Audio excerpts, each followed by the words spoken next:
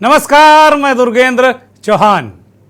15 अगस्त को भारत ने अपना 77वां आज़ादी का दिवस बड़े धूमधाम और हर्षोल्लास से मनाया। देश की मोदी सरकार इस दौर को आज़ादी के अमृत महोत्सव के रूप में मना रही है। आज़ादी के बाद से इस देश की परंपरा रही है कि स्वतंत्रता दिवस पर भारत का तत्कालीन प्रधानमंत्री लाल किले की प्राचीर से देश के नाम अपना संदेश और संबोधन देता रहा है। प्रधानमंत्री ने देशवासियों को परिवारजन कहकर संबोधित भी किया और परिवारवाद पर चोट भी की। अपनी सरकार की उपलब्धियां गिनाई, भारत के सामने चुनौतियों की बात की और देश के लोगों को कई बड़े बड़े सपने भी दिखाए, जो पहले भी कई बार इनका जिक्र प्रधानमंत्री करते रहे हैं। ये अगले लोकसभा चुनाव से पहले प्रधानमंत्री के रूप में नरेंद्र मोदी का लाल किले से ये भाषण आखिरी भाषण था। प्रधानमंत्री ने ये भी स्पष्ट रूप से कहा कि वो अगली बार फिर 2024 में यहीं से खड़े होकर आज़ादी की वर्षगांठ पर भाषण देंगे। इतना सारा आत्मविश्वास प्रधानमंत्री को है और इस पर उन्होंने जोर दिया। भाषण में प्रधानमंत्री नरेंद्र मोदी ने स्पष्ट राजनीतिक जो संकेत और संदेश भी दिए। उन्होंने 2024 का चुनाव है उसको ध्यान में रखकर कुछ घोषणाएं भी की और बड़े सपने भी दिखाए। प्रधानमंत्री नरेंद्र मोदी हमेशा ही एक विशाल, आकर्षक और बड़ा विजन सामने रखते हैं, या यूँ कहें कि लुभावना विजन सामने रखते हैं, और उन्होंने ऐसा ही किया और बहुत प्रभावी और ऊर्जावान ढंग से उसे जनता तक कम्युनिकेट भी किया। करोड़ों करोड़ भारतवासियों तक उसे कम्युनिकेट भी किया। लेकिन ये सवाल भी उठता है कि क्या राष्ट्र के नाम संदेश को एक राजनीतिक संदेश बनाना उचित है? क्या एक और सवाल है कि क्या प्रधानमंत्री नरेंद्र मोदी का ये आत्मविश्वास, इस जो उनको समर्थन मिलता रहा है पूर्व में, या जो मौजूदा समर्थन उनको है, उनको ऐसा लग रहा है उसकी वजह से उनका ये आत्मविश्वास है, या फिर ये उनका अति आत्मविश्वास है?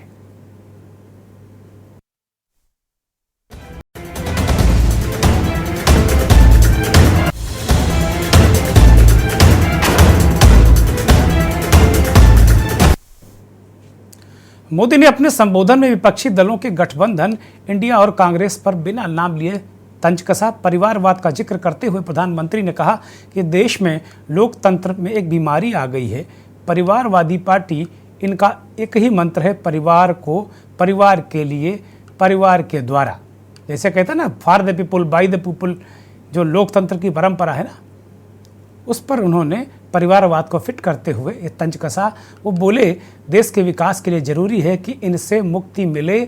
सामाजिक न्याय को किसी ने तबाह किया है तो वो तुष्टीकरण पर भी प्रधानमंत्री बहुत बरसे। और उनका तीसरा जो संदेश था परिवारवाद, तुष्टीकरण, और तीसरा सबसे बड़ा संदेश भ्रष्टाचार का जिक्र करते हुए प्रधानमंत्री ने कहा कि अब आंख बंद करने का समय नहीं है। अगर संकल्प को सिद्धि तक पहुंचाना है तो हमें 3 जो ये बुराइयां हैं इनसे लड़ना होगा। भ्रष्टाचार के खिलाफ जंग, मुक्ति हर क्षेत्र में जरूरी है। ये मेरी प्रतिबद्धता है कि मैं भ्रष्टाचार के खिलाफ जंग लड़ता रहूंगा। प्रधानमंत्री के इस भाषण को देश के कई पत्रकारों ने मोदी का चुनाव से पहले का मास्टर स्ट्रोक बताया। सोशल मीडिया पर भी इसको लेकर लंबी बहस छिड़ी हुई है। वहीं एक धड़ा जो राहुल गांधी को उभरते जननायक के तौर पर देख रहा है, राहुल गांधी लगातार जमीन के लोगों से मिल रहे हैं, ये भी एक वजह हो सकती है कि 2023 हो या जो 23 के विधानसभा चुनाव होने हैं 4 राज्यों में, या फिर 2024 का लोकसभा चुनाव, नरेंद्र मोदी कोई भी जोखिम लेने के मूड में नहीं हैं। आज बीजेपी की केंद्रीय चुनाव की बैठक भी आज देर शाम तक हुई और इसमें प्रधानमंत्री और जेपी नड्डा समेत जिन राज्यों में चुनाव है उन राज्यों के नेता, मुख्यमंत्री, प्रमुख दावेदार, अमित शाह और बीजेपी की जो चुनाव अभियान समिति, केंद्रीय चुनाव अभियान समिति की लोग थे, वो सब इसमें शामिल हुए। इस बैठक में जैसा मैंने कहा, बीजेपी केंद्रीय चुनाव की समिति की जो बैठक है, इसके बहुत सारे मायने, बहुत सारी तरीके से इसमें क्या क्या चीज़ें होंगी, क्या नहीं होंगी, उस पर बात होती रही। लेकिन लोकसभा चुनाव के मद्देनज़र नेताओं की रणनीति भी बनी। वहीं दूसरी तरफ इंडिया गठबंधन को लेकर भी तमाम गतिविधियां तेज हैं। एक तरफ ये कहा जा रहा है कि शरद पवार एनडीए के साथ जा रहे हैं, एक तरफ कुछ बयान नेताओं के कांग्रेस के और कहा जा रहा है कि आम आदमी पार्टी और कांग्रेस में सब कुछ ठीक नहीं है। इन सब के बीच बिहार के मुख्यमंत्री नीतीश कुमार दिल्ली पहुंचे और उन्होंने अटल बिहारी वाजपेयी को, जो पूर्व प्रधानमंत्री हैं, आज उनकी पुण्यतिथि है, अटल जी को श्रद्धा सुमन अर्पित किए और अटल जी के बारे में बहुत सारी विशिष्ट बातें बताई जो महत्वपूर्ण है। उन्होंने कहा कि अटल जी कभी भी अपने सहयोगी दल साथियों से खराब व्यवहार नहीं करते थे। मल्लिकार्जुन खड़गे ने भी एक बैठक की और अलग अलग तरीके से इंडिया गठबंधन को एक नया रूप देने की कोशिश की जा रही है। 31 अगस्त इसी महीने और 1 सितंबर को मुंबई में इंडिया वालों की बैठक की मेजबानी उद्धव ठाकरे और कांग्रेस पार्टी के स्थानीय नेता और एनसीपी के अब तक जो एक धड़े के नेता हैं शरद पवार, वो करेंगे। अभी तक इस तरह की खबरें हैं, लेकिन शरद पवार को लेकर, आम आदमी पार्टी को लेकर बहुत सारी अलग अलग तरीके से बातें हैं। और जो सबसे बड़ा सवाल यही है कि क्या ये जो 2024 की जंग है, इसका रोड मैप प्रधानमंत्री ने दे दिया। प्रधानमंत्री ने 2-3 बड़ी योजनाओं का भी जिक्र किया। जैसे कहा गया कि इलेक्ट्रॉनिक बसें चलेंगी पूरे देश में, महिलाओं को लेकर कुछ बातें उन्होंने की, किसानों को लेकर कुछ बातें उन्होंने की। और जो सबसे बड़ी महत्वपूर्ण बात है, प्रधानमंत्री ने जिन बिंदुओं पर फोकस किया उनको लेकर बहुत सारे चीज़ें कही गई। विश्वकर्मा योजना को लेकर कहा गया कि चूंकि विश्वकर्मा समाज से कौन लोग आते हैं, लोहार, बढ़ई, इस तरह के लोग आते हैं। प्रधानमंत्री ने कहा कि 10 लाख हज़ार करोड़ सब्सिडी उन्होंने दी, जन औषधि, होम लोन और लोहार, कुम्हार, सोनार जो उन पर बात की उन्होंने, यानी विश्वकर्मा जिन्हें कहा जाता है, उनको लेकर एक बड़ी कार्य योजना की। उनको काम करने के लिए प्रत्येक युवा को, इन वर्गों से आने वाले जो विश्वकर्मा समाज के लोग हैं, प्रत्येक युवक को अपना रोजगार के लिए 1 लाख रुपए का लोन भी मिलेगा। इसके अलावा MBBS की सीटें बढ़ाने की बात की। बहुत सारे फोकस बिंदु प्रधानमंत्री के रहे। और सबसे जो अहम बात है जिसको लेकर चारों तरफ चर्चा चल रही है, वो ये कि प्रधानमंत्री ने अगले 1000 साल का रोड मैप, या यूं कहें अगले 1000 साल का जो परिदृश्य है, वो एक तरीके से पूरे देश को दिखाने की कोशिश की। और बहुत तरह तरीके के सपने उन्होंने दिखाए। उन्होंने कहा कि अगर कोई बहुत 1000 साल का विजन, उन्होंने कहा कि हम अगले 1000 साल के भारत के विजन या भारत का भविष्य अगले 1000 साल में कैसा होगा उसको तय कर रहे हैं, तो हम सबको मिलकर बात करनी चाहिए और एक साथ बढ़ना चाहिए। यानी कि देश के वो पहले प्रधानमंत्री जिन्होंने अगले 1000 साल का विजन सामने रख दिया। 9 सालों की बात उन्होंने की कि 9 सालों में हमने क्या किया, जो किया वो हमने करके दिखाया। और वो कह रहे हैं कि 2024 में हम ही आएंगे और अपनी सरकार का रिपोर्ट कार्ड देंगे। मोदी ने अपनी सरकार का एक एक बिंदु पर रिपोर्ट कार्ड भी जनता के सामने प्रस्तुत किया। बहुत अच्छे वक्ता हैं वो, बहुत अच्छा संप्रेषण क्षमता है उनके अंदर और पब्लिक को डायरेक्ट वो कम्युनिकेट करते हैं। ये इसके लिए मोदी लाजवाब हैं। लेकिन देश में इसी प्रधानमंत्री के दावे और वादों के बीच में बहुत सारी जो मीडिया में कल से लगातार हलचल मची हुई है। लगातार जो एक प्रधानमंत्री का जो मुखर मीडिया है, जो प्रधानमंत्री की प्रखर आलोचना करता है, मुखर आलोचना करता है, उस मीडिया ने इस पूरे जो उनका भाषण था उसको विशुद्ध चुनावी करार दिया। और कई जगह तो हमने देखा कि सोशल मीडिया के जो बड़े बड़े और भी लोग हैं जो प्रधानमंत्री के खिलाफ, या यूं कहें कि उनकी सरकार की नीतियों की और प्रधानमंत्री की नीतियों की मुखालफत करते हैं, मीडिया का वो बड़ा गुट, उसने एक तरीके से इसे चुनावी बाजीगरी कहा और कहा कि इसमें जो स्वतंत्रता दिवस का भाषण कम, चुनावी वादे ज़्यादा लोगों को नजर आए, वादे और दावे, ये एक मसला रहा। वहीं दूसरी तरफ राष्ट्रीय मीडिया ने एक स्वर में, या यूं कहें कि राष्ट्रीय मीडिया ने इस तरह का संदेश और संकेत इस देश की जनता को दिया कि भूतो न भविष्यतो। नरेंद्र मोदी का जो ये भाषण था, ये विजन है, इससे बेहतर कुछ हो ही नहीं सकता। और ऐसा ना इससे पहले हुआ है ना आगे होने वाला है, मोदी ही करेंगे। इस तरीके का भाषण जो मुख्य धारा का मीडिया है, टीवी, रेडियो, अखबार, उसने इस तरीके का परसेप्शन या नैरेटिव गढ़ने की कोशिश की। इस देश के एक बहुत बड़े एंकर, मैं उनको बड़ा एंकर कहा जाता है, उन्होंने तो यहाँ तक कह दिया कि जो अंग्रेजों भारत छोड़ो गांधी और नेहरू का आंदोलन था, उसमें गांधी और नेहरू का कोई योगदान नहीं था। जब ये आंदोलन गांधी ने शुरू किया, तब तक जो ब्रिटिश हुकूमत थी दुनिया के बहुत सारे देशों को छोड़ छोड़ कर जा रही थी, तो गांधी और नेहरू ने कोई एहसान नहीं कर दिया, ब्रिटिशर तो अपने आप ही जा रहे थे। ऐसे ऐसे कसीदे पढ़े गए अलग अलग एंगल से। ये दौर, इस दौर में गांधी को भी डिफेम करने वाले लोग तेजी से सर उठा रहे हैं, और मुझे लगता है ये शर्मनाक है, निंदनीय है, अपमानजनक है उस राष्ट्रपिता के, जो कम से कम जिनकी 100 देशों में, 100 से अधिक देशों में उनकी प्रतिमाएं लगी हों। उनका नाम लेकर बहुत सारे लोग आंदोलन चलाकर उनके मुल्क आज़ाद हो गए। ऐसे गांधी का जो योगदान है उसको नगण्य बताने वाले लोग क्या कहेंगे उनको? उन पर तो कोई टिप्पणी भी नहीं की जा सकती। प्रधानमंत्री ने अपने संबोधन में क्या कहा वो सुनिए, फिर विपक्षी नेताओं का जो रिएक्शन है वो बड़ा महत्वपूर्ण है, और फिर हम मंथन में आज हमने कुछ खास मेहमानों को बुलाया है जिनका किसी राजनीतिक दल या विचारधारा से मतलब नहीं है, वो खांटी पत्रकार हैं या राजनीतिक विश्लेषक हैं। आजादी के अमृतकाल में 2047 में जब देश आजादी के 100 साल मनाएगा, उस समय दुनिया में भारत का तिरंगा झंडा विकसित भारत का तिरंगा झंडा होना चाहिए। अगर सपनों को सिद्ध करना है, संकल्प को पार करना है, तो हमें ये आंख मिचौली बंद करके, आंख में आंख मिला करके 3 बुराइयों से लड़ना बहुत समय की मांग है। हमारे देश की सारी समस्याओं की जड़ में भ्रष्टाचार ने दिमक की तरह देश की सारी व्यवस्थाओं को, देश के सामर्थ्य को पूरी तरह नोच लिया। भ्रष्टाचार से मुक्ति, भ्रष्टाचार के खिलाफ जंग हर इकाई में, हर क्षेत्र में।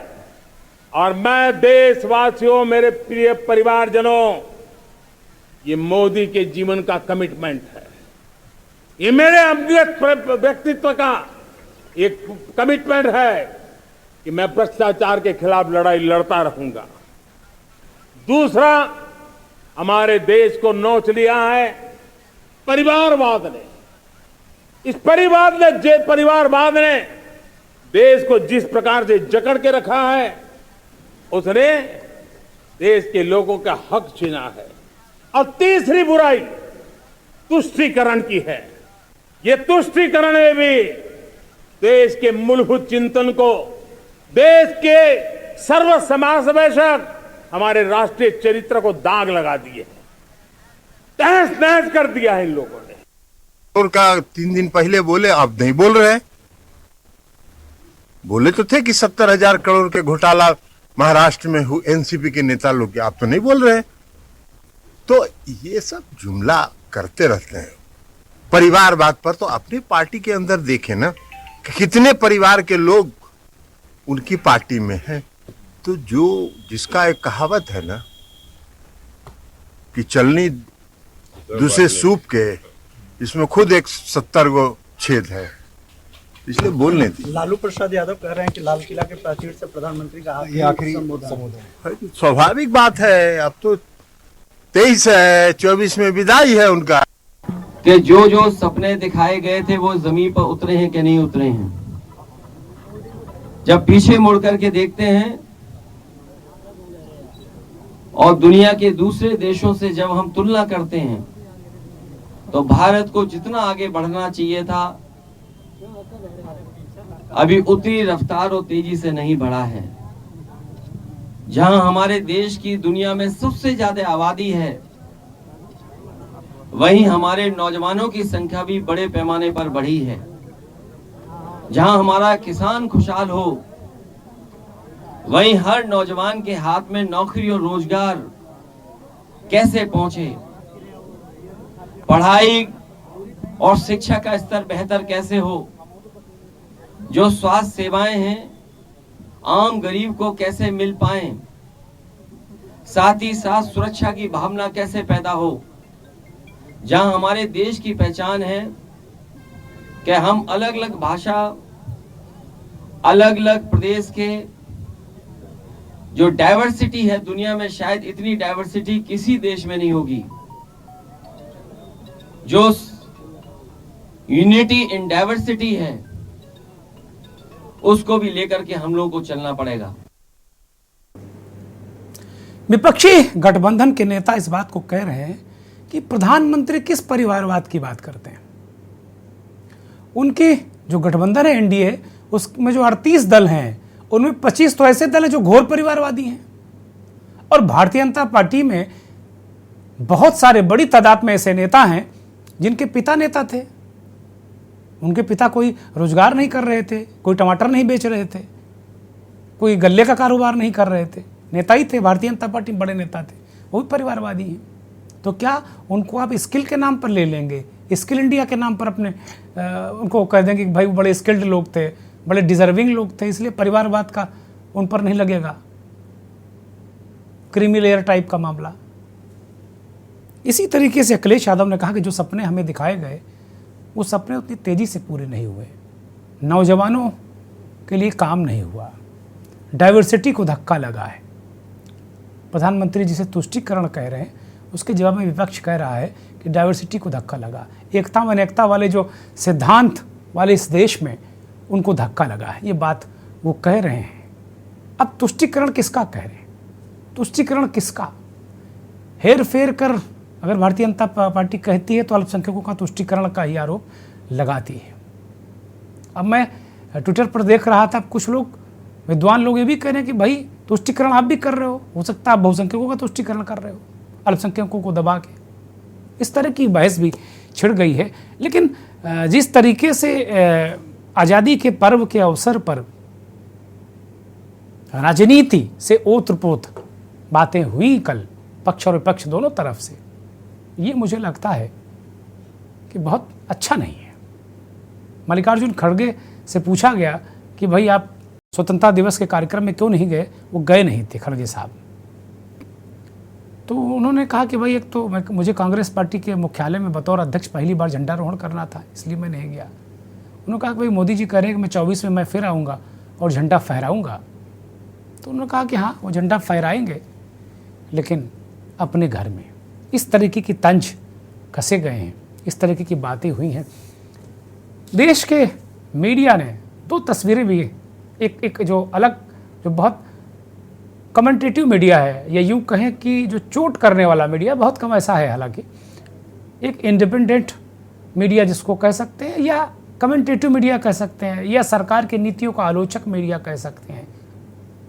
इसमें जो अगर प्रिंट की बात की जाए तो द टेलीग्राफ एक ऐसा अंग्रेजी अखबार है जो लगातार सरकार की आलोचना करता रहा है समय समय पर और तर्कों के साथ में।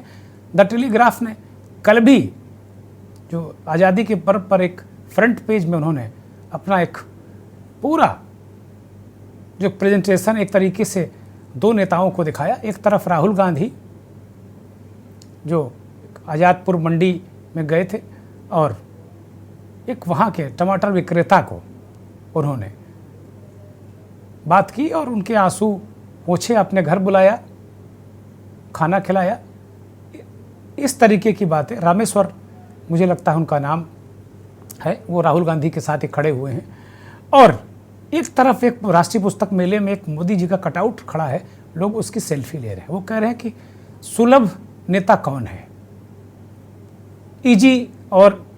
इजी एक्सेस नेता कौन है। इस तरीके के सवाल अखबार ने उठाए हैं। बहुत सारे पक्ष और विपक्ष में दलीलें और सवाल है, लेकिन मेरा जो आज का विषय है वो यही है कि भाई मोदी के अंदर ये आत्मविश्वास कहाँ से है कि वो 2047 का रोड मैप भी प्रस्तुत कर रहे हैं, 1000 साल का भी रोड मैप प्रस्तुत कर रहे हैं और दावे और खम ठोक कर कह रहे हैं कि 24 में हम ही झंडा फहराएंगे। हमारे साथ अभी तक जो मेरे पास सूचना है 3 मेहमान जुड़ गए हैं। इस देश के जाने माने वरिष्ठ पत्रकार, राजनीतिक विश्लेषक बिलाल सब्जवारी साहब दिल्ली से जुड़े हैं। बिलाल भाई स्वागत, धन्यवाद, आभार आपका। उत्तर प्रदेश में बहुत ही वरिष्ठ पत्रकार, उत्तर प्रदेश से राजनीतिक विश्लेषक, एक्टिविस्ट और अपनी बेबाकी के लिए जाने वाले सुशील दुबे साहब हमारे साथ लखनऊ से जुड़े हैं, उत्तर प्रदेश की राजधानी। दुबे जी बहुत स्वागत, बहुत धन्यवाद, बहुत आभार आपका। और बहुत संजीदा जर्नलिस्ट इस देश के जो शुमार किए जाते हैं उनमें एक रिजवान अहमद सिद्दीकी साहब हमारे साथ भोपाल से जुड़े हैं, मध्य प्रदेश की राजधानी से। बहुत स्वागत, बहुत आभार, बहुत धन्यवाद। रिजवान साहब तमाम बड़े वेंचर्स में संपादक भी रहे हैं और बहुत संजीदा पत्रकार के रूप में उन्हें मैं जानता हूँ। मंथन बिलाल भाई से शुरू करूँगा। बिलाल भाई, कल पूरा दिल्ली का राव रंग बिलाल भाई ने देखा और आज तक भी वो समझ रहे होंगे कि क्या कहाँ क्या चल रहा है। बिलाल भाई, प्रधानमंत्री का आत्मविश्वास गजब का दिखा लाल किले की प्राचीर से। वो कह रहे हैं 24 में भी आएंगे, 47 तक का रोड मैप और 1000 साल की कार्य योजना बनाने की बात की कि संकल्प से सिद्धि, सभी लोग मिलकर राजनीति ना करें, ओछी बातें मत करें। जो ये काल चल रहा है ये काल अमृत काल है और 1000 साल के भारत का भविष्य ये काल तय करेगा। इसमें इन सब चीज़ों की जगह नहीं है, भ्रष्टाचार, परिवारवाद और तुष्टीकरण की। बिलाल भाई देखिए दुर्गेंद्र जी, प्रधानमंत्री के जो भाषण लाल किले की प्राचीर से किए जाते हैं, खासतौर से 15 अगस्त, तो उसका एक अपना एक महत्व होता है, उसकी अपनी एक राष्ट्रीय भूमिका होती है, उसका एक अपना नैतिक मूल्य होता है और उसमें हमेशा से लोग भारत के भविष्य को तलाशते हैं। सरकार द्वारा किए गए घोषणाओं पर क्या अमलो दरामद हुआ उसको भी देखते हैं। ऐसी बहुत सारी चीजें। दरअसल 2 बहुत महत्वपूर्ण बिंदु जिसमें प्रधानमंत्री ने जिसको छूने की कोशिश की, एक तो परिवारवाद और दूसरा भ्रष्टाचार और साथ ही साथ तुष्टीकरण। हालांकि तुष्टीकरण के आरोप तो भारतीय जनता पार्टी समय समय पर लगाती आई है, लेकिन मौजूदा जो परिस्थितियां हैं उसमें परिवारवाद और भ्रष्टाचार की जो प्रासंगिकता है उसको समझना काफी महत्वपूर्ण है। लेकिन मैं ये समझ नहीं पा रहा हूं कि प्रधानमंत्री जो जिस इशारा कर रहे थे भ्रष्टाचार की तरफ और जिस परिवारवाद की तरफ इशारा कर रहे थे, आखिर उसका तात्पर्य क्या है। मैं यहाँ ये चीज नहीं समझ पाया। प्रधानमंत्री को बड़े गौर से सुन रहा था। जब प्रधानमंत्री परिवारवाद की बात कर रहे थे तो मेरे माइंड के अंदर यही आ रहा था कि भारतीय जनता पार्टी के अंदर तो परिवारवाद का पूरा एक ताना बाना मौजूद है, पूरा एक गुच्छा मौजूद है। मेरे को जहन में याद आ रहा था बार बार कि प्रधानमंत्री परिवारवाद को लेकर कांग्रेस की तरफ अप्रोक्ष रूप से हमला कर रहे थे, लेकिन मेरे जहन में वो तस्वीर घूम रही थी जो भारतीय जनता पार्टी के परिवारवाद का ताना बाना मेरे सामने रख रही।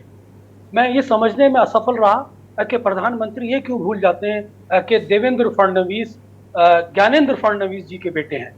प्रधानमंत्री ये क्यों भूल जाते हैं कि धर्मेंद्र प्रधान देवेंद्र प्रधान जी के बेटे हैं। प्रधानमंत्री ये क्यों भूल जाते हैं कि आकाश विजय वर्गीस कैलाश विजय वर्गीस जी के बेटे हैं। मैं बड़ा अफसोस के साथ कहना चाहता हूं कि प्रधानमंत्री जी ये क्यों भूल जाते हैं कि राव इंद्रजीत सिंह जी राव वीरेंद्र सिंह जी के बेटे हैं, नीलेश नारायण राणे के बेटे हैं जो भारतीय जनता पार्टी में मौजूद, और पीयूष गोयल वेद प्रकाश गोयल जी के बेटे हैं, पंकज सिंह राजनाथ सिंह के बेटे हैं और अनुराग ठाकुर प्रेम कुमार धूमल जी के बेटे हैं। और जय शाह को तो मेरा ख्याल है प्रधानमंत्री को याद ही रखना था कि वो अमित शाह जी के बेटे। तो मैं ये समझ नहीं पाया कि प्रधानमंत्री किस तरफ इशारा कर रहे थे। अगर ये इशारा गांधी परिवार की ओर था तो प्रधानमंत्री उस परिवारवाद के जाल भारतीय जनता पार्टी में मौजूद है उसको क्यों भूल गए। मैं यहाँ आपको याद दिलाना चाहता हूँ कि 27 मई 1964 को जब पंडित जवाहरलाल नेहरू का निधन हुआ तो देश के सामने ये चैलेंज था कि अगला प्रधानमंत्री कौन बने। इंदिरा गांधी 1959 के अंदर कांग्रेस के अध्यक्ष रह चुकी थी, लेकिन कांग्रेस ने लाल बहादुर शास्त्री को चुना, इंदिरा गांधी को प्रधानमंत्री नहीं बनाया। ये क्यों नहीं समझ पाते लोग। और इंदिरा गांधी लाल बहादुर शास्त्री के नेतृत्व में इंफॉर्मेशन ब्रॉडकास्टिंग मिनिस्टर के रूप में उन्होंने काम किया। ये वो परिवार था। और जब 1966 में लाल बहादुर शास्त्री का देहांत होता है तो तब इंदिरा गांधी और मोरारजी देसाई के बीच में टाई पड़ जाती है कांग्रेस के अंदर और जब चुनने का मौका आता है तो कामराज जो उस समय कांग्रेस के अध्यक्ष हुआ करते थे वो चुनाव करा देते हैं और चुनाव में इंदिरा गांधी 355 वोटें लेके जीतती है और मोरारजी देसाई जो सिंडिकेट को रिप्रेजेंट करते थे वो 169 वोट लेके हार जाते हैं। तो ये परिवारवाद कहां से हुआ? इंदिरा गांधी सारी उम्र पंडित जवाहरलाल नेहरू के जो दोस्त हुआ करते थे, मोरारजी देसाई, एस लीजिंग लिप्पा, जयप्रकाश नारायण, उनसे सारी जिंदगी लड़ती रही। और मैं यहाँ पे ये समझाने की कोशिश कर रहा हूं कि अगर कांग्रेस के अंदर परिवारवाद इतना ही महत्वपूर्ण था तो 1969 को एस लीजिंग लिप्पा प्रधानमंत्री रहते हुए इंदिरा गांधी को एक्सपेल्ड कैसे कर देते हैं? मैं ये समझ नहीं पाता हूं। मैं यहां ये भी नहीं समझ पाता हूं कि 1977 में इंदिरा गांधी दोबारा कांग्रेस के अध्यक्ष चुनी जाती है। मैं यहां ये भी नहीं समझ पाता हूं कि इंदिरा गांधी के देहांत के बाद जब राजीव गांधी को प्रधानमंत्री पद सौंपा जाता है तो वो कांग्रेस की चॉइस होती है, कोई परिवारवाद की चॉइस नहीं होती है। मैं यहां ये भी समझना चाहता हूं कि 2004 के अंदर सोनिया गांधी ने प्रधानमंत्री का पद त्याग दिया था, राहुल गांधी ने 2017 में अध्यक्ष बने और 2019 में रेजिग्नेशन देते हैं, नरसिम्हा राव प्रधानमंत्री रहते हैं, डॉक्टर मनमोहन सिंह इस देश के 10 साल प्रधानमंत्री रहते हैं, तो फिर कौन से परिवारवाद की तरफ इशारा कर रहे हैं? रहा भ्रष्टाचार का सवाल, तो मैं यहां यह नहीं समझ पाया उस भाषण से कि नीरव मोदी, मेहुल चोकसी, विजय माल्या, ईश्वरप्पा, राफेल, व्यापंग, बंगारू लक्ष्मण, ताबूत घोटाला, ये क्या था फिर? और मौजूदा कैग की रिपोर्ट जो द्वारका एक्सप्रेस वे के बारे में जो बयान कर रही है, भारतमाला प्रोजेक्ट के बारे में जो बयान कर रही है, आयुष्मान भारत के बारे में जो बयान कर रही है और अयोध्या निर्माण प्रोजेक्ट के बारे में जो कैग की रिपोर्ट कह रही है, ये किसी और की तो रिपोर्ट नहीं, ये तो भारत सरकार की रिपोर्ट है। तो इस पर कार्रवाई क्यों नहीं होती? ये तो खुलेआम भ्रष्टाचार के आरोप कैग के माध्यम से लग रहे हैं जो ऑटोनोमस बॉडी है। तो मैं समझ नहीं पा रहा था कि प्रधानमंत्री किस और भ्रष्टाचार की बात कर रहे थे, प्रधानमंत्री किस और परिवारवाद की बात कर रहे थे, प्रधानमंत्री किस और स्वच्छता की बात कर रहे थे। मैं यहां समझ नहीं पाता, माफी के साथ गुरेंद्र जी। रुक करेंगे। वरिष्ठ पत्रकार संपादक रिजवान अहमद सिद्दीकी साहब का भोपाल से हमारे साथ जुड़े हैं। रिजवान भाई, आपके पास आ रहा हूं। एक बड़ा सवाल था ब्रेक पर जाने से पहले मेरे मन में, और इस कार्यक्रम शुरू करने से पहले भी मेरे मन में एक सवाल आया कि नरेंद्र मोदी पे इतना आत्मविश्वास क्यों है? ये बात तो ठीक है, उनके समर्थक हैं, सारे लोग हैं, सारी चीज़ें हैं।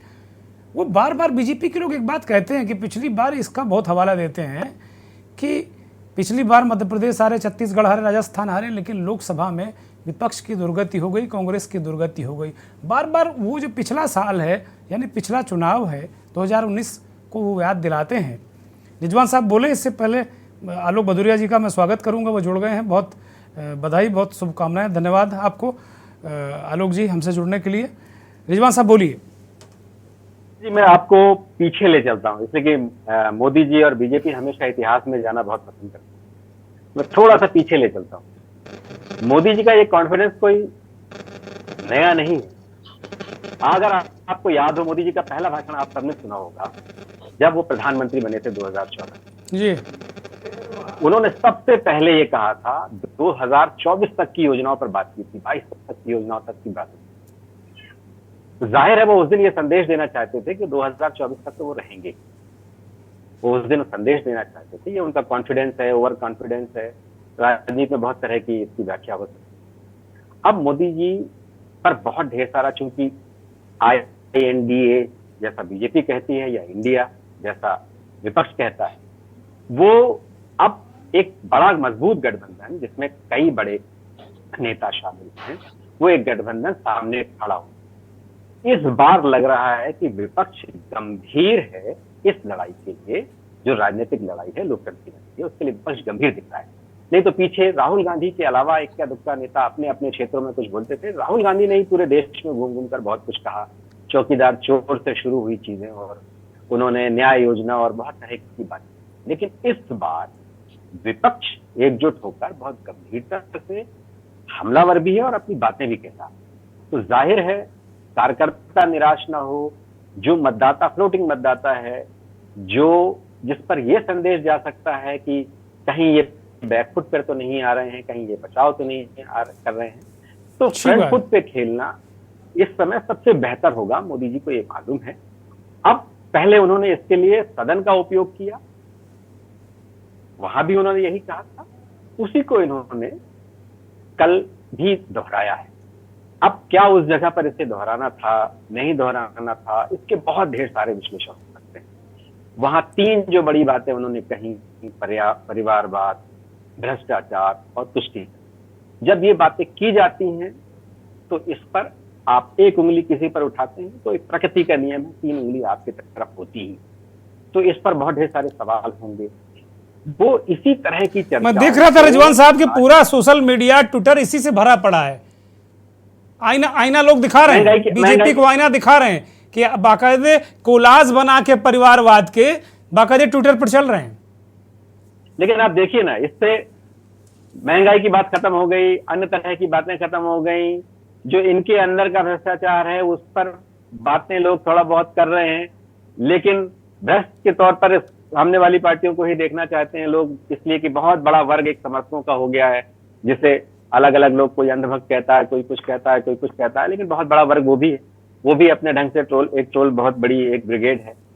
फिर तुष्टीकरण, जैसे ही आप तुष्टीकरण की बात करते हैं तो अल्पसंख्यकों की बात नहीं आती, सिर्फ मुसलमानों की बात आती है। और जाहिर है वो बीजेपी के लिए राजनीति करने का वो मैदान सबसे आसान, सबसे बेहतर और उसको बहुत अवसर देता है, इसलिए कि इसके अध्ययन पर कोई जाना नहीं चाहता। पीछे बीजेपी कहती रही है कि कांग्रेस के इतने बरस में मुसलमानों को क्या मिला, अल्पसंख्यकों को क्या मिला, लेकिन अब धीरे धीरे इन चीजों पर चर्चाएं कम करके सिर्फ एक बात की जाती है कि इनको तुष्टीकरण, लेकिन तुष्टीकरण बनाम संतुष्टीकरण भी है। उन्होंने खुद ही कहा है, संतुष्टीकरण के बारे में बात की है, इसी मध्य प्रदेश की धरती से की। तो अब संतुष्टीकरण से आशय क्या है, किसको संतुष्ट करना है, किन किन स्तर पर संतुष्ट करना है, कहां संतुष्ट करना है, देश में बहुत तरह की चर्चा है।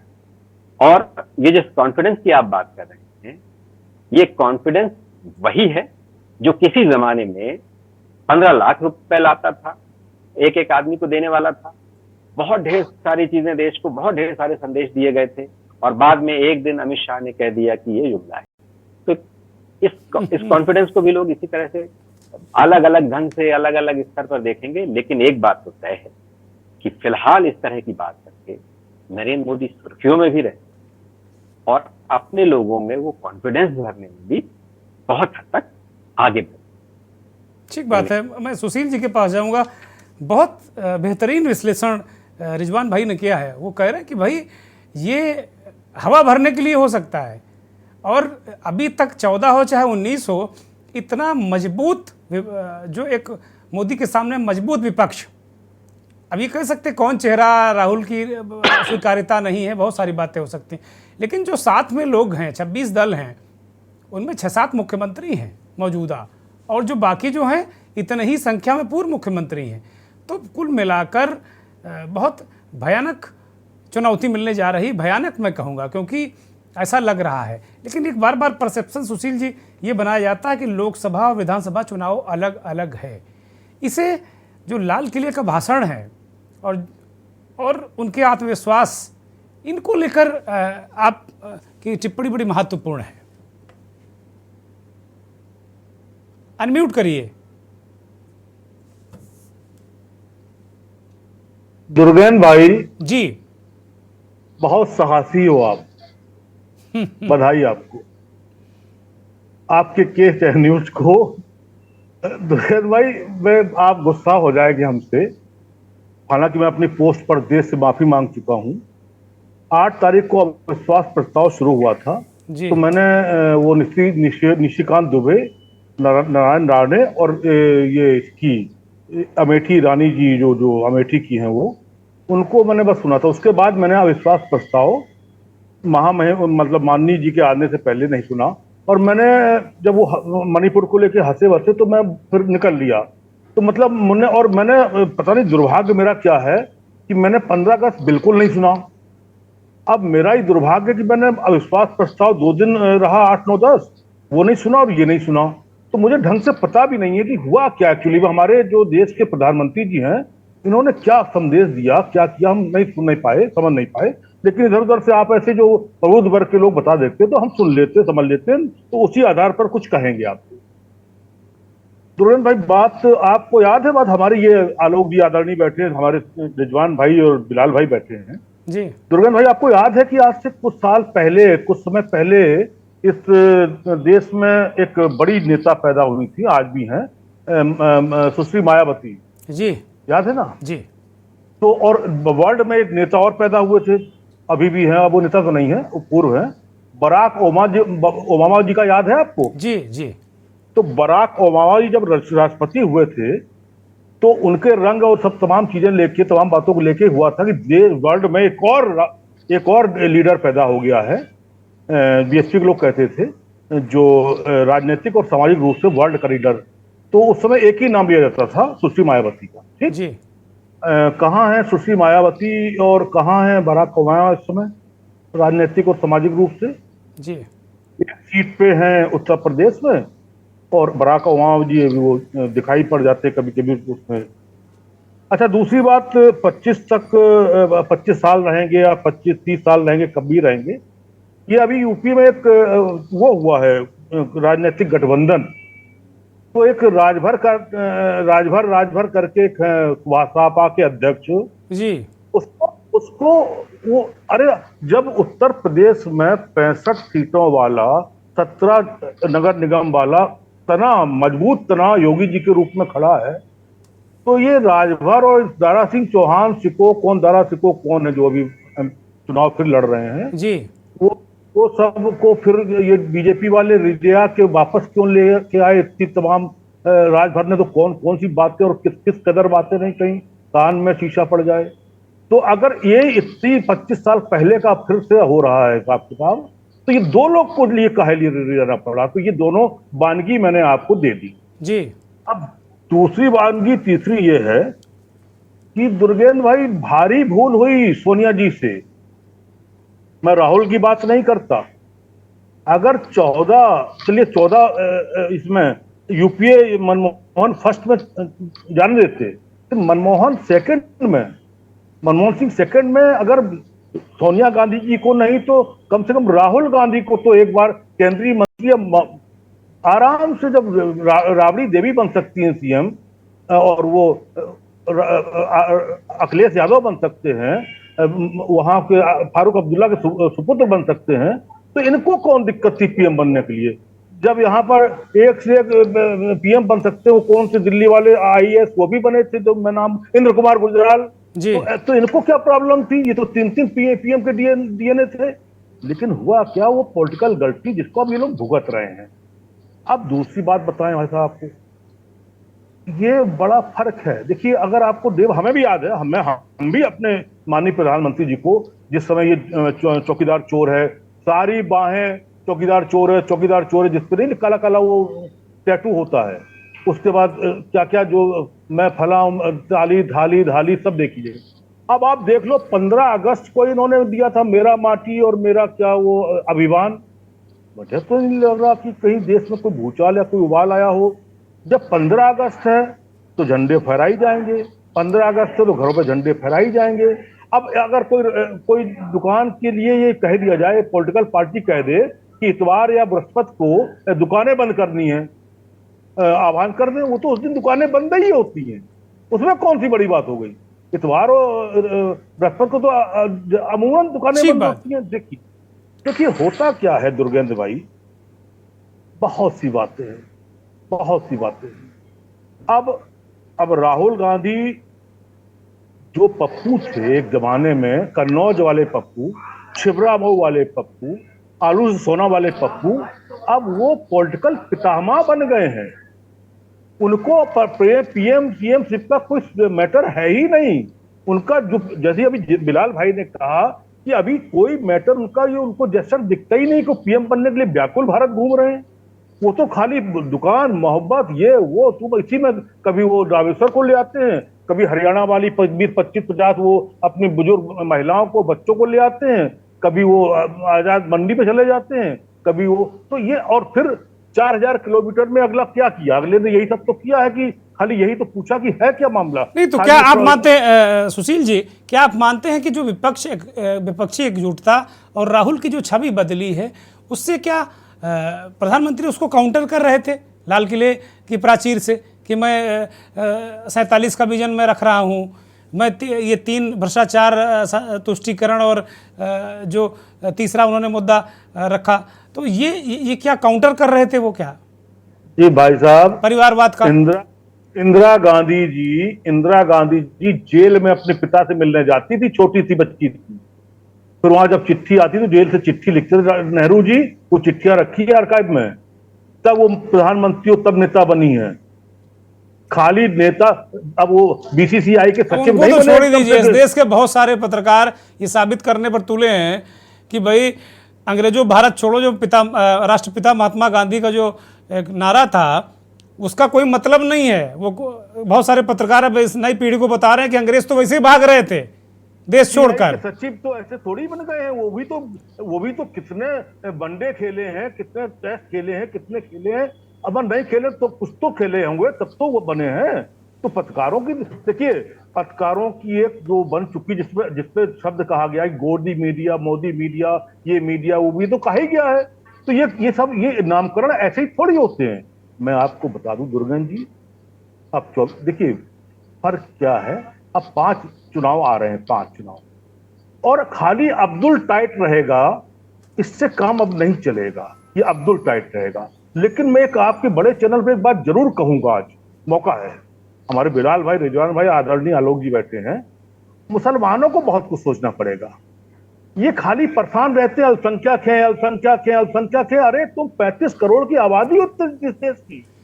तुम्हारे नेता कौन है, क्यों, क्या सोचते हैं ये नेता की, अगर ये मुसलमानों के नेताओं की प्रॉब्लम खत्म हो जाए भाई साहब दुर्गेन जी, तो ये तुष्टीकरण, ये कर देंगे, वो कर देंगे, ये सब नहीं, ये बुलडोजर। ठीक है सुशील जी, अब मैं आऊंगा आपके पास। अभी मैं आलोक जी के पास जाऊंगा, काफी देर से इंतजार कर रहे हैं। आलोक जी, इस पूरे भाषण में जैसे सुशील जी ने अपने बातें रखी कि भाई क्या स्थिति, क्या परिस्थिति, रिजवान भाई ने कहा कि भाई जो कार्यकर्ताओं को एक संदेश देने के लिए, एक चीज़ें देने के लिए कि नहीं, जो भी कुछ हुआ हाल के घटनाक्रम में विपक्षी गठबंधन के जानिब से, उससे हम कहीं बैकफुट पर नहीं हैं। हम 24वीं सरकार बनाने जा रहे हैं, 47 में भी बीजेपी की सरकार बनाएंगे, और 1000 साल का रोड मैप भी दे दिया प्रधानमंत्री ने। ये आत्मविश्वास, हम वही आपसे भी जानना चाह रहे हैं कि भाई ये आत्मविश्वास है या अति आत्मविश्वास है? आलोक जी। धन्यवाद दुर्गेन जी। देखिए, आत्मविश्वास एक बड़ा रिलेटिव टर्म है। भारतीय जनता पार्टी के हिसाब से ये आत्मविश्वास और विपक्ष के हिसाब से अति आत्मविश्वास। मैं इन दोनों में कोई फर्क नहीं करना चाहूँ। सबका अपना अपना मानना है, अपना अपना मत। महत्वपूर्ण ये है कि एक बार फिर भटकाव की एक बड़ी पृष्ठभूमि तैयार कर दी गई है। होना तो ये चाहिए था कि पिछले 9 सालों में हमने क्या किया और क्या हम करने जा रहे हैं, ये होना चाहिए। अर्थशास्त्र का एक सामान्य सा सिद्धांत है कि अगर हमको आज हम क्या हैं और कल हम क्या हैं होने जा रहे हैं, बस यही एक महत्वपूर्ण होता है। 10 साल के बाद, 50 साल के बाद तो चीजें फर्क होती हैं। भाई हम भी शर्ट पहनते थे, हम जब छोटे थे 3 साल के, तो 3 नंबर का जूता पहनते थे। अब 9 नंबर का पहनते हैं, 10 नंबर का पहनते हैं। इसी तरह हमारी शर्ट और पैंट का साइज बदल जाता है। ये तो बड़ी सामान्य सी चीजें। तो इसको आप इस तरीके से मत लीजिए कि वो अर्थव्यवस्था के प्रति कभी गंभीर बातें कर रहे हैं। देखिए, मोदी साहब की सबसे खास बात यह है कि वो किसी भी योजना पर नहीं चाहते कि आप बात करें। उदाहरण के तौर पर वो कभी नहीं चाहेंगे कि आप एमएसएमई पर बात करें कि 13,000 इकाइयां बंद हो। क्यों बात करेंगे, कैसे बात करेंगे? ये भी तो दिक्कत है ना कि अगर आप 13,000 इकाइयों पर बात करेंगे तो फिर आपको एक इनफॉर्मल सेक्टर पर भी बात करनी होगी। वो इनफॉर्मल सेक्टर जो देश का 84% है, कैसे करेंगे? सबसे ज्यादा रोजगार देने वाला सेक्टर है, उसकी हालत तो खस्ता है। तो उस पर कैसे बात करेंगे? आप बात करेंगे जीडीपी नंबर पे। जीडीपी नंबर होते क्या है? बेसिकली जो ऑर्गेनाइज सेक्टर है उसी से तो आंकड़े निकलते हैं ना, उसमें इनफॉर्मल सेक्टर को तो टैप नहीं किया जाता है। अब जैसे कुछ चीजों का है, अब जैसे मैं एक बैंक के बारे में एक छोटा सा एक मैं उदाहरण दूंगा, ज्यादा मैं नहीं कहूंगा। अब जैसे बैंकों में पिछले साल में करीब 15,34,000 करोड़ रुपए इन्होंने बैंकों के एनपीए थे जो बट्टे खाते में डाले, जिसको राइट ऑफ कर दिया गया। उसके बाद 2.5 लाख करोड़ से ज्यादा इन्होंने बैंकों में रिकैपिटलाइज किया, यानी बैंकों में, बैंकिंग सिस्टम में इतने पैसे डाले। उसके बाद आप कह रहे हैं बैंक हमारी फायदे में। भाई अगर आपका सारा उधार अगर माइनस कर दिया जाए, थोड़े पैसे अगर आपको और दे दिए जाए, तो आप कैसे फिर होंगे? इस देश में विलफुल डिफॉल्टर बढ़ते जा रहे हैं। इसका मतलब क्या है? दो चीजें। पहला पहला ये कि शासन उनसे रिकवरी नहीं कर पा रहा है। वो पैसा किसका है? वो दुर्गेश जी आपका पैसा है, जी। हाँ साहब का पैसा है, हम सबका पैसा है। ऐसा थोड़ी कि केवल कि एक ही आदमी का पैसा है। सरकार क्या चीज होती है? सरकार लोगों के टैक्स के पैसे से बनती है। तो अब वहां भी वही है, विलफुल डिफॉल्टर आपके 15,000 हो गए, अपने आपका वो 3.5 लगभग 3,40,000 करोड़ हो गया उसका, जो पैसे ही नहीं दे रहे हैं। उसको आप राइट ऑफ करते हैं, जरा बहुत वसूली हो रही है, वसूली का परसेंटेज है 16%। तो आर्थिक स्थिति तो ऐसी नहीं है। एक चीज मैं और कहूंगा जो इस योजना के बारे में है, जिसमें फिर थोड़ा सा कहा गया है, मैं ज्यादा नहीं इसमें जाऊंगा क्योंकि द्वारका अर्का और सबके बारे में आप हमारे साथी पैनलिस्ट ने बोल ही दिया है। मैं सिर्फ ये कहूंगा कि मुद्रा योजना में कहते हैं कि 8 करोड़ रोजगार पैदा हुआ, ठीक है, वो होगा। इसमें यह भी कहा गया कि किसी में एक, किसी में दो, यानी 16,000 करोड़ तो मान के चले, अगर एक को लेके चले, कुछ में अकेला रोजगार है, कुछ दूसरा है, जैसे कोई सैलून की दुकान है, कोई रेडी वाला है, कोई है, तो मान के चलते कि 16,000 करोड़ है। अब सरकार के आंकड़े पे जाइए, क्योंकि विदेशी एजेंसियों के आंकड़े पे तो ये भरोसा नहीं करते। सरकार का आंकड़ा क्या है? 2014 में 51 करोड़ को रोजगार मिला और 2022 में ये संख्या घट के कहां से हो गई? 41 करोड़। ये तो सरकार के आंकड़े हैं कि 10 करोड़ कम हो गए। तो 10 करोड़ कहां से कम हुए? एक चीज महत्वपूर्ण। दूसरी बात यह है कि देखिए, हमेशा आपको सपने दिखाए जाएंगे। सपने इसलिए दिखाने पड़ते हैं, कोई भी है, आपको एक चमत्कार करना पड़ता है। जैसे आप फिल्म की दुनिया में जाते हैं ना, 70 के दशक में अमिताभ बच्चन जब अंदर जाता था, कभी कुली बनकर जी। करता था, कभी कोई करता था, तो क्या आदमी मुग्ध हो जाता था। वो बड़े बड़े जमींदारों को सब कुछ चुनौती दिया करता था। यहाँ आज भी वही व्यस्ती है, आज भी वही परिवारवाद और उसकी बातें कर रहे हैं। आपने बिल्कुल सही फरमाया कि ट्रेंडिंग तो बहुत है, लेकिन सवाल है कि बहुत सारा वर्ग इसको नहीं जानता, नहीं समझना चाहता। दिक्कत ये भी है। अब आप समझाएंगे कैसे? अब हम लोग इसी पर बहस करते हैं कि वो आत्मविश्वास है या नहीं है। मेरा मानना है वो तो भाजपा का काम है भाई। वो आत्मविश्वास में होंगे, क्यों नहीं होंगे भाई? इतना उन्होंने पैसा सबका बिजनेसमैन का राइट ऑफ किया है, इतने लोगों को फायदा पहुंचाया है। एक अभी हालिया नीति पर, इस पर भी एक चर्चा करनी चाहिए। एक बाजार में उतरूंगा लैपटॉप के, में उसके चंद दिनों के अंदर घोषणा हो जाती है कि हम तो लैपटॉप और कंप्यूटर का आयात जी। हम बंद करने जा रहे हैं। आयात कितना बड़ा है? 5.33 अरब डॉलर। इसमें चाइना की हिस्सेदारी कितनी है? 72%। इसको आप रातों रात आपने बंद करते हैं। अचानक से ख्वाब आता है। और क्यों ख्वाब आता है, इसके बारे में तो आप समझिए कि ये आपको बताना कोई जरूरी नहीं है, हर आदमी समझता है कि क्यों ख्वाब आ जाता है। आलोक जी फिर आप कंप्लीट अचानक करिए, से तीन- आलोक जी कंप्लीट करिए कृपया। अचानक से आप 3 महीने की मोहलत दे देते हैं। तो सवाल यह है कि आपकी नीतियां स्पष्ट नहीं है, इसलिए आपको सब जवाब दिखाने पड़ते हैं। आप क्वांटिफाई नहीं कर पाए।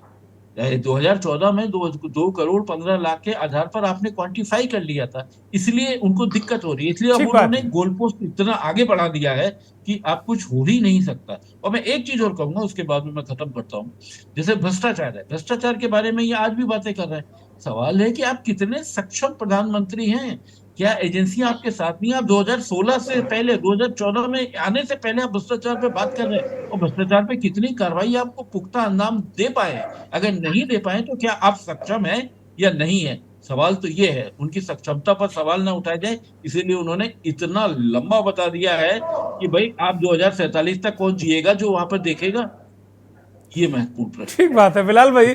आलोक जी ने कहा कि एक लंबी लकीर खींचने की कोशिश की, बहुत लंबा लंबा बता दिया है भाई 2047 तक कौन जिएगा, और 1000 साल की बात भी उन्होंने कही।